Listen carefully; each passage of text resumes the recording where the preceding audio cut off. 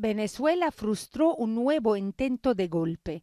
Las autoridades revelaron los hilos de una peligrosa conspiración que se tejía en la oscuridad y la oposición intentó desconocer la veracidad de la noticia, por lo que el gobierno puso al descubierto todos los detalles de la misma.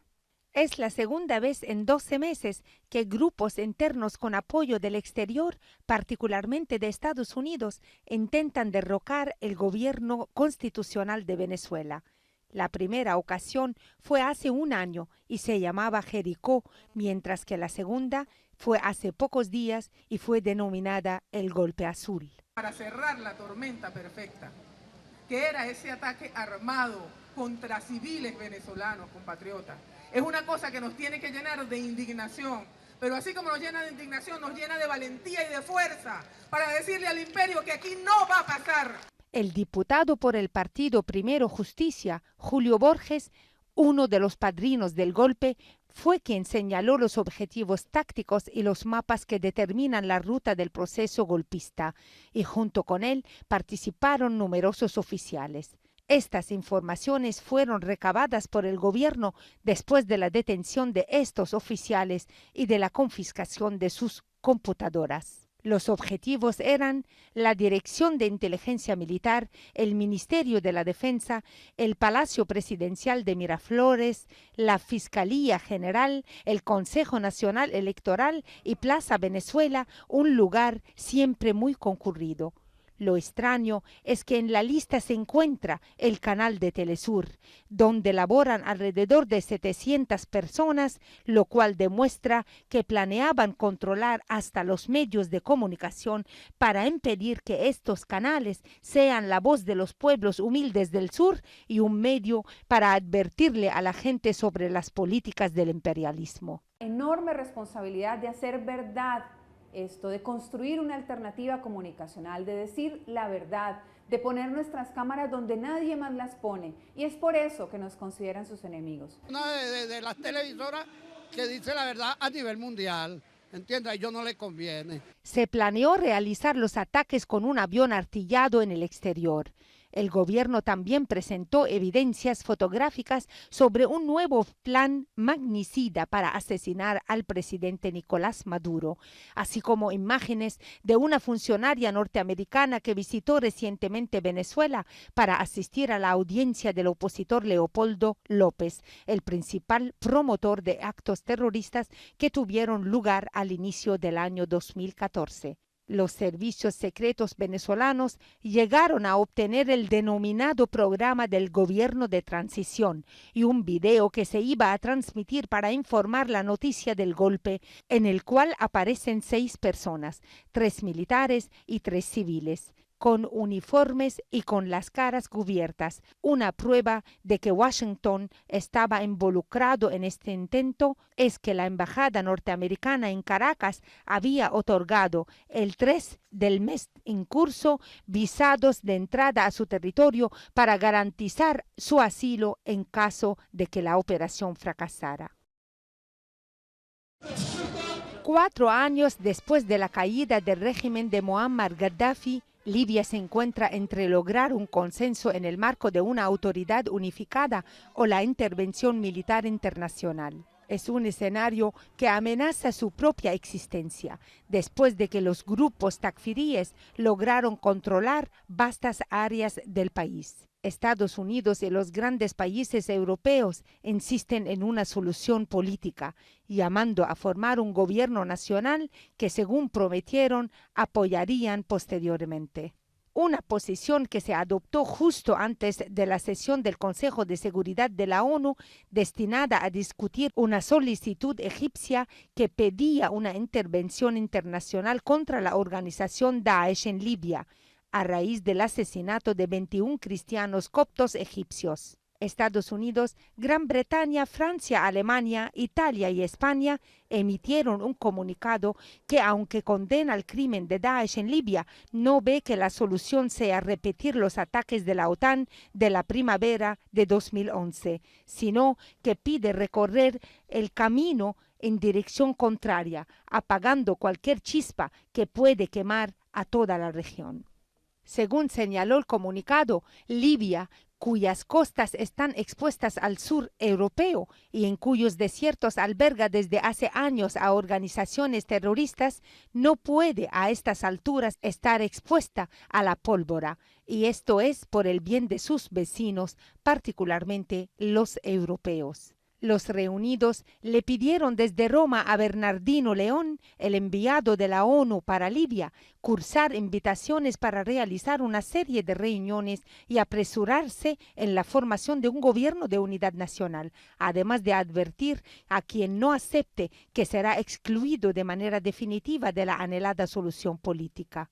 La nueva gira de León puede ser mucho más difícil que las anteriores, y los que se oponen a la misma puede que sean muchos en esta ocasión, ya que el acercamiento entre el gobierno de Abdullah el-Thani, reconocido internacionalmente, y el de Omar el-Hassi, emanado del saliente Congreso Nacional, se interrumpió después del ataque aéreo egipcio contra las posiciones de Daesh en Darna. El gobierno de al-Thani respaldó, según lo declaró, la respuesta egipcia y coordinó con sus fuerzas aéreas, mientras que esto fue considerado por el gabinete de el-Hassi una violación a la soberanía libia. Mientras tanto, hierve la tierra libia entre ataques y contraataques, ya que las fuerzas de Fajr Libia, leales al Congreso de Trípoli, bombardearon las pistas del aeropuerto del Zantán al oeste en represalia por los bombardeos egipcios, mientras que los aviones libios continuaron bombardeando posiciones de Daesh en Darna y su perímetro.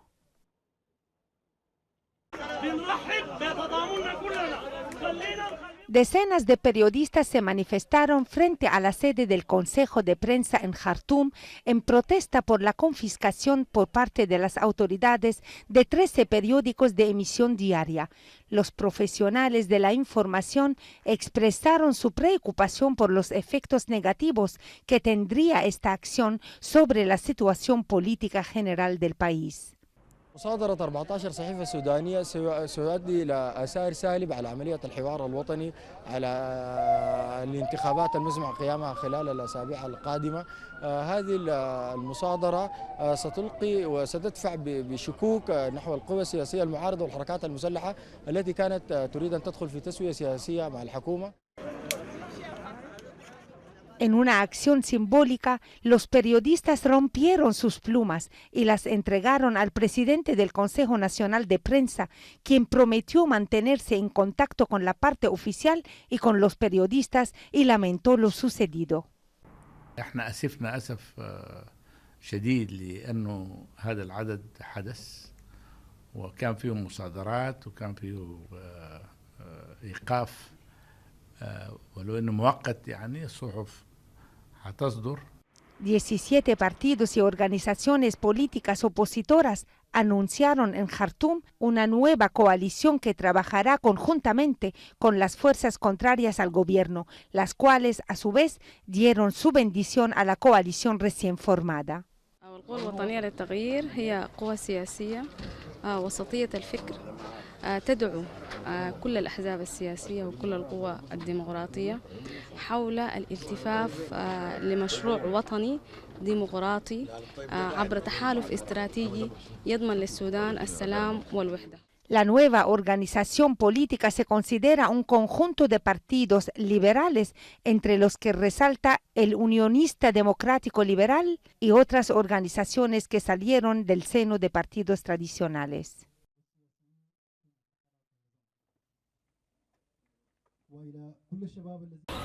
El ejército sirio avanza en los campos de Daraa y del sur de Damasco, recuperando importantes posiciones militarmente estratégicas.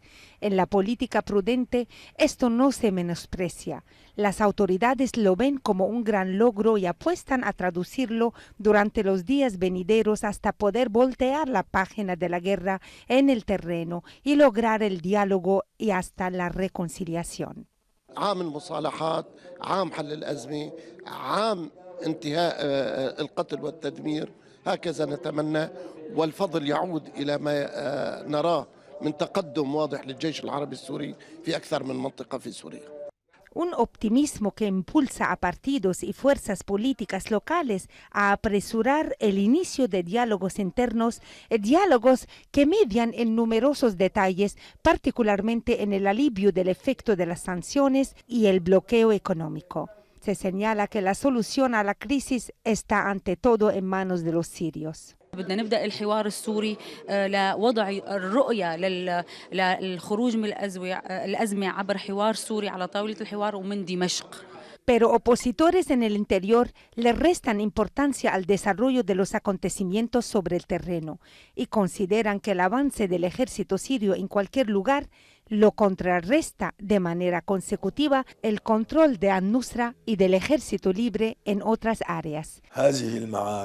والتطورات الميدانية لا معنى لها في المحصلة السياسية العامة والنهائية، لأنه في النهاية سيبقى جزء كبير من سوريا يسيطر عليه القوات الحكومية وجزء كبير خارج سيطرة الحكومة السورية. Lo cual conduce a mayor destrucción. El sonido de estas batallas geográficamente alejadas no se refleja en las abarrotadas calles de la capital, pero el eco que escuchan los sirios y que les concierne es el de la seguridad y garantizar los requerimientos de una vida digna.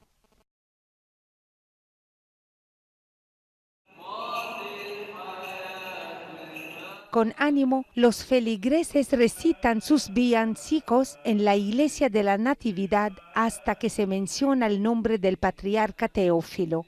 No se lo merece, dicen estos al patriarca ortodoxo en Jerusalén. Inmerecido es un apodo, pero también es el título de la campaña lanzada por un numeroso grupo de activistas de confesión ortodoxa en contra del líder espiritual de los cristianos en Jordania y los lugares santos.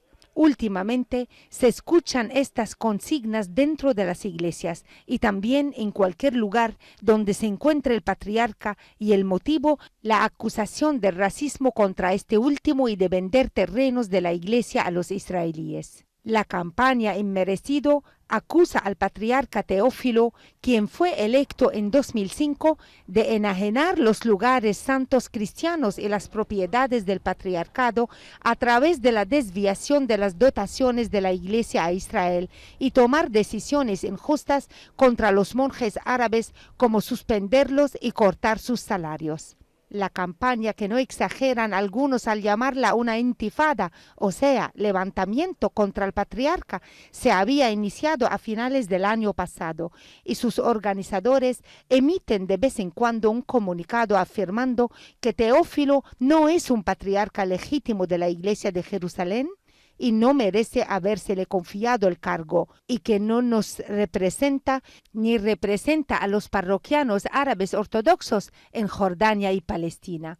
Ellos dicen que su campaña es la continuación de la lucha de sus padres por la reforma del patriarcado de la ocupación griega, afirmando que no se detendrán hasta que Teófilo se marche. Pero cabe precisar que la designación de un patriarca nuevo para Jerusalén requiere el de reconocimiento de los gobiernos de Jordania, la autoridad palestina y las autoridades ocupantes.